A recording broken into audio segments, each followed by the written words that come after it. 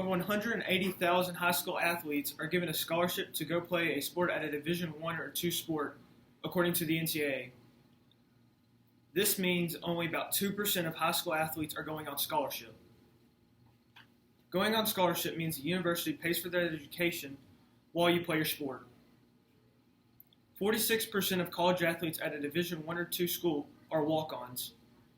Being a walk-on is when you receive no financial assistance from the university while you play a sport.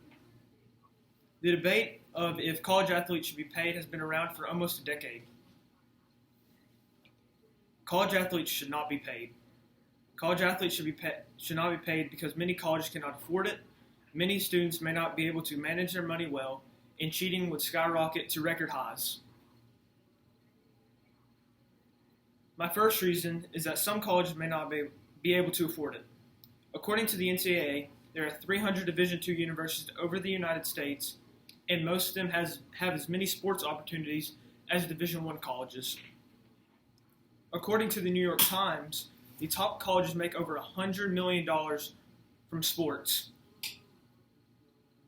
Investors.com states that with all the money the university has to pay to specific funds, there is not enough money for every player.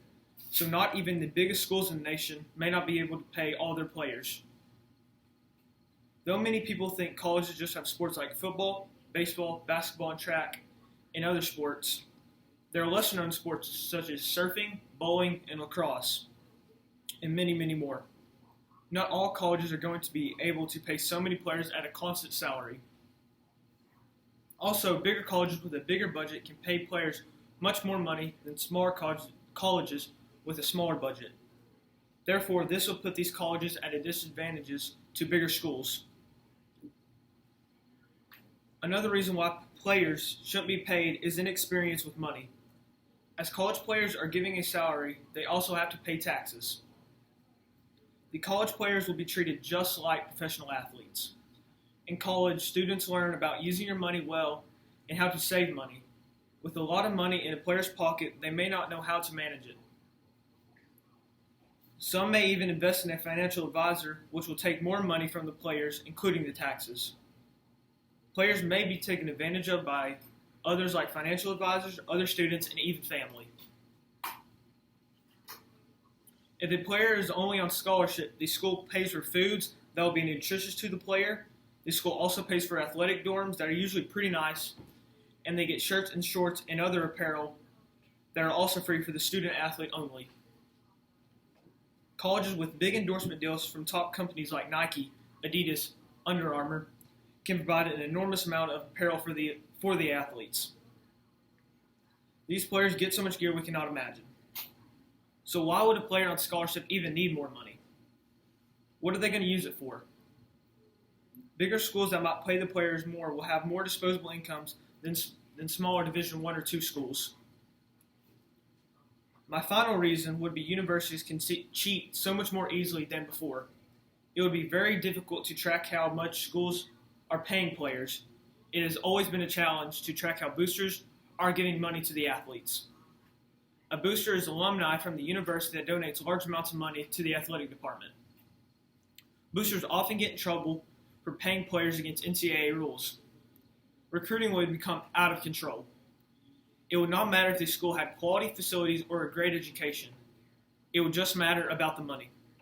Even if the NCAA put guidelines in place, it would be virtually impossible to keep in check. For example, NFL Hall of Fame running back Eric Dickerson was offered $50,000 by a recruiter while he was deciding which school to attend. He eventually went to SMU, and after he graduated, SMU received the death penalty for playing players. The death penalty is when an athletic program is canceled for at least a year. This has happened only one time in the history of the NCAA. Another example is a player named Albert Means, and in 1999, he was given $150,000 by the University of Alabama to come play football. Let that sink in.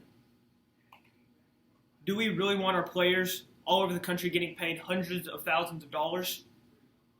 There are many more examples out there, and this still happens today frequently.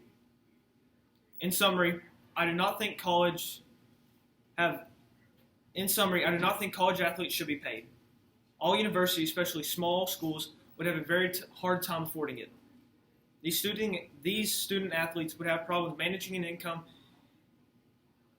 Paying players would invite more rule breaking and scandals by boosters and recruiters. It would be impossible to manage. This would ultimately ruin college sports, and it would make it another professional league. College would no longer be about the education. It would just be about the money.